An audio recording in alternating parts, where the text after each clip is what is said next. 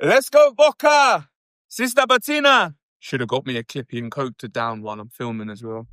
First things first. Credit where it's due. Springboks, you were amazing in the second half.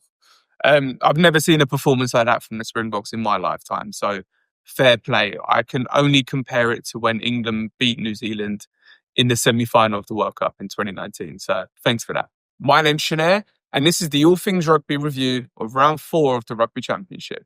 This year's Rugby Championship has to be one of the best competitions I've ever seen in my life as a rugby fan. What we've seen so far has been awesome. But this weekend, we saw 2 incredible games with everything on the line. Before we get to Australia's match with Argentina, let's talk about the Springboks and let's talk about that second half performance. A couple of weeks ago, we mentioned about the All Blacks discipline issue. But this week, no matter what they did, the Springboks had an answer for. The first 10 minutes of this match was some of the most physical rugby I've seen in a long time. And we saw that with the substitutions having to be made. I'm sure that Snyman weren't ready to play 70 minutes, but he came on and had an outstanding game in the second row. The Springboks started how we've said they should play. Physical, direct, upfront rugby, with Snyman going over early, only for it to get disallowed with a little knock-on from Reinach. And somehow, New Zealand managed to weather that storm, go up the other end and score an amazing team try. In maybe the only good scrum they had in the whole game, New Zealand managed to manipulate the defence to the left, to the right, to the left, to the right before Leroy Carter went in for a try on his debut. From the free kick at the scrum, Geordie Barrett took it into the midfield, but after that, they didn't have one ruck inside the 15-metre channels going side to side. It was incredible.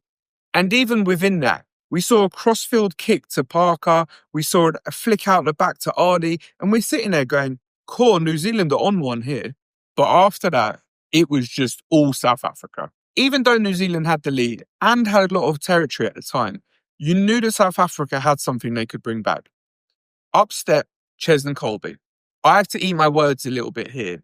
Last week, I was the first to question what he was doing in defence when Narrowai went in for that try. This week, however, faced with a 2v1, he dummied the tackle to then go and get the intercept before going 80 metres to score. What a player. Cheslin, I'm sorry for ever doubting you. New Zealand did manage to go in at half-time 10-7 up, and we're sitting there going, we've got a game on our hands. But after that, the Springboks showed why they are back-to-back world champions and last year's winners of this competition. I was as excited as anyone to see Sasha start at 10, but obviously he had to go off early and Marnie Libbok come in. I've said I'm a fan of Libbok, but this was one of the best displays I've seen from him in a 10 shirt, let alone his kicking, which everyone keeps talking about. The other big substitution that had to be made was when Fassi went off and Andre Esterhuizen come on, who again we spoke about last week, whether he was going to be coming on at centre or covering the forwards. And man of the match, Damian Willemse, starting at 12 and had the best performance I've seen from him, whether it was in a domestic jersey or a Springbok one. We start the second half with a line out for New Zealand, 5 metres out from their own line. Surely something they've done time and time again. But South Africa managed to steal it. Libbok ends up giving a really rubbish pass to Willemse, who catches it over his head. But what happens after? He breaks 3 tackles and goes under the post, and what a celebration from him. After that, we see a Sia Khaleesi that I can only assume Racing thought they were getting before he went back to the Sharks. He makes a 40-metre break through the middle, and of all people, Andre Esterhuizen picks up the ball from the base, throws a left to right free skip pass to Kolbe, who goes over for his second of the match as well. I mentioned about Libbok's kicking a few weeks ago. His in-play kicking is as good as anyone in the URC, and we saw him hit a beautiful crossfield kick, similar to what Beauden Barrett did last week that everyone was screaming about, for Pieter-Steph du Toit to get it off the deck to Quags, and Quags goes over for his try as well. And we mentioned about the Viking coming off the bench. As I said, I'm sure he wasn't expecting to play 70 minutes, but when he broke through the defence of new defenders at guard as well to go under, we were sitting there going, what are we watching? Not only did South Africa give New Zealand a record defeat by 33 points, but also inflicted more damage on them at Wellington. At this point, just stop playing there. Compared to their record at Eden Park, where they've won the last 10 from 10 games, They've only won 3 out of the last 10 games. Credit to Dan from Shortball for that stat. Over in Sydney, we said we were expecting a backlash from the Pumas, and we got it. That was some serious test match footy when they just kept the scoreboard ticking over, and Australia didn't have an answer. Until the last 20 minutes, once again. In the first half, Australia conceded 7 penalties. From that, Santi Carrera just put them over time and time again to give them a lead going into halftime. When Australia did have the ball, however, we saw some absolute beautiful hands, especially from Sualihi again, who 100% is earning that big paycheck he's getting.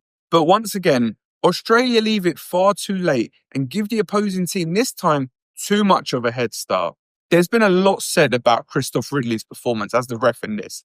For me personally, if you're sitting there blaming the ref, you need to look at the bigger game. Let's break those down for Australia. Now, you Wallabies fans aren't going to like this. But first of all, you have a free kick on your 22 and your fly half, who again, I would have picked him, but Schmidt-backed Edmed, gets charged down by a hooker to concede the try. When people talk about Argentina being a passionate team, this is what they're talking about. Montoya is on his 50th appearance as captain for the Pumas. And what happens? He just charged down a free kick, which again, 9 times out of 10, 99 times out of 100, nothing happens. But this time, he gets fingers to the ball and goes through and scores. And we're sitting there going, what on earth are we watching? Now, to lose that game only by a couple of points, but to have moments like this in the game, you can't blame the ref. But there's multiple of these in the match.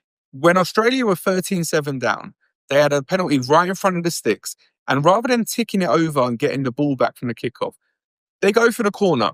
Now, we've seen this from the Reds during the season where, okay, you want to play this attacking style of rugby, but you need to convert.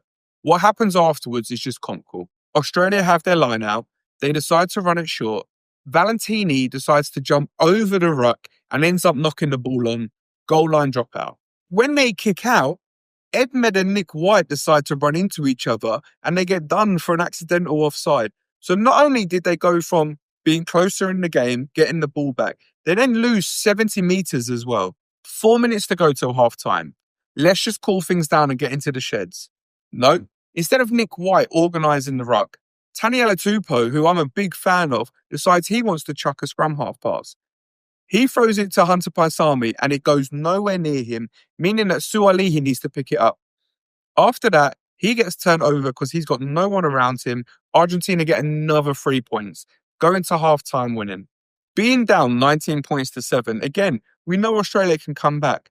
But going into the second half, Harry Wilson completely loses his head and ends up in the referee's ear, which just made the referee go against Australia even more, and Montoya putting him in his place, calling him something he probably shouldn't have. What the Wallabies do have in their locker, though, is James O'Connor coming off the bench with Tate McDermott, which that partnership is clearly working. We've got another break coming in the Rugby Championship. But up next for Australia is the Bledisloe Cup.